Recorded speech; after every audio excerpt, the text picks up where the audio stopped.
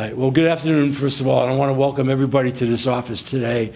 You know, we do a lot of special things throughout the year, but candidly speaking, some things are more special than others, and I think anytime we can honor our first responders, and especially our EMS crew, it means a lot. It means a lot to me as mayor, because now I've had a chance to watch up close and personal the incredible work that these people do. You know, the amount of calls that they handle on a daily basis, when I think about the kind of work and what it would be like from morning till night or for whatever the shift is absolutely incredible. You know, I think we all know that when you've got to call an ambulance, most of the time that's not good. And that means somebody's really in trouble. And what they're hoping for when that ambulance arrives is the people inside that ambulance are going to be able to take care of them. There's a family or somebody there holding their breath, just praying that they'll be okay. There's somebody in there in great stress, you know, just hoping that maybe they'll be okay, or they're not even aware of what they are, but they've put themselves in a situation where they just can hope that the skills and talents of those men and women will possibly save their lives. So I could go on and on, but, you know, the word hero gets overused sometimes, but honestly, I hold the men and women who work in our EMS corps as real heroes, people who dedicate their lives to doing this, dealing with the unpredictability, the trauma of it all, hour in and hour out, case after case. It takes an incredible person to be able to do that. So we're here today with complete respect. It's National EMS Week. As far as I'm concerned, it could be National EMS every day because they work every day, 365. They're always there, and there's always, and the stories that go on, and as we just saw, we're going to honor a couple of people during the Kona Lows, you know, when we were really dealing with some incredible circumstances, so much so that our first responders were actually in really danger of their losing their own lives. That's how treacherous that was. Saved some 233 people from what really could have been life and death situations. We had nobody die during the Kona Low storms. Amazing work.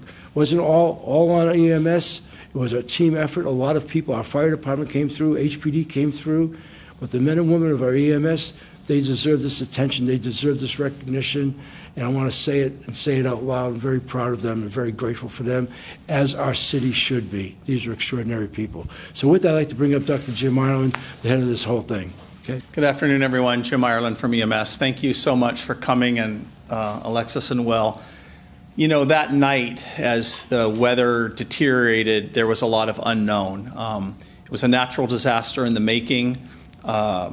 You know, obviously I was awakened, our Deputy Insanti, our whole team really was activated, and EMS doesn't have a deep bench. We're a smaller department, but everybody was activated, everybody was ready to go.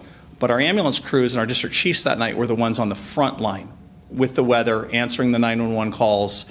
And so I had a radio, our EMS radio. I could see what's called the CAD, which is all the 911 calls for EMS and fire department in the system. And I saw it growing, literally by the minute.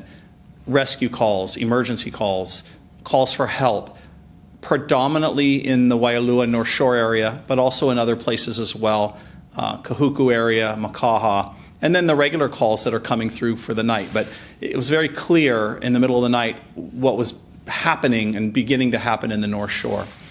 I listened live on the radio as Ian, the deputy, headed out there.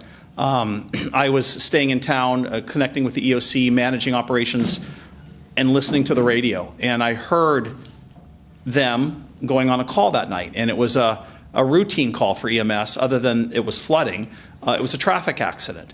And from Waialua, I believe the traffic accident was somewhere around Pupukea or Waimea Bay. They were on their way there, and apparently there were no injuries, and they were canceled.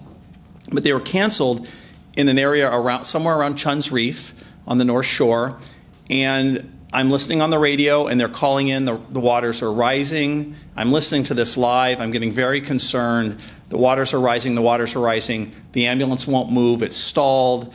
The waters are too high, we're evacuating the ambulance. So just the stress of listening to that from me, knowing, you know, I'm 20 miles away and can't help.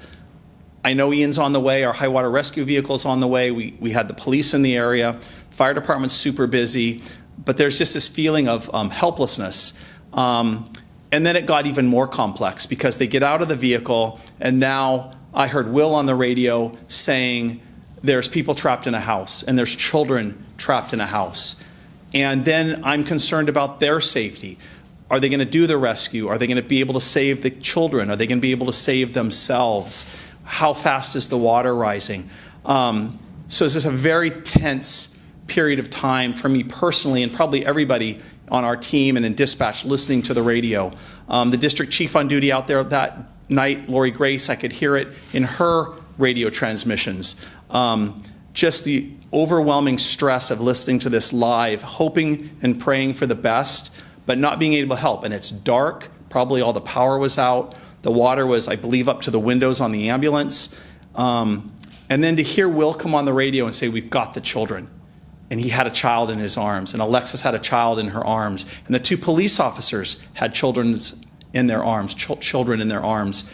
4 children, 4 first responders, 4 rescues, and the 3 adults who came out. And these folks were awoken from sleep. So they weren't prepared to evacuate. They looked like they had all just gotten out of bed. The high water vehicle got there from EMS, and they got all evacuated. I believe they all went to Wahiawa General for evaluation, Queens Wahiawa. But that night was so moving. And that was just one of many rescues that we participated in, the fire department, and also the community. The community were our partners that night too with their excavators.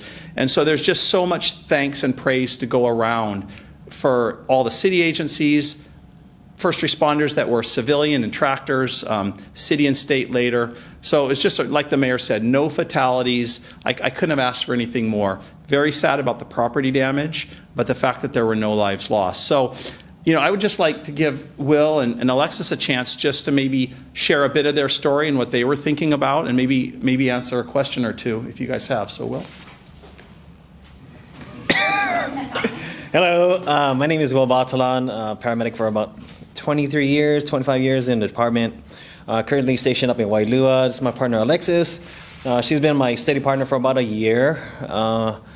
We usually don't stay EMT paramedic partner because they like to rotate, but she's been with me for a while now.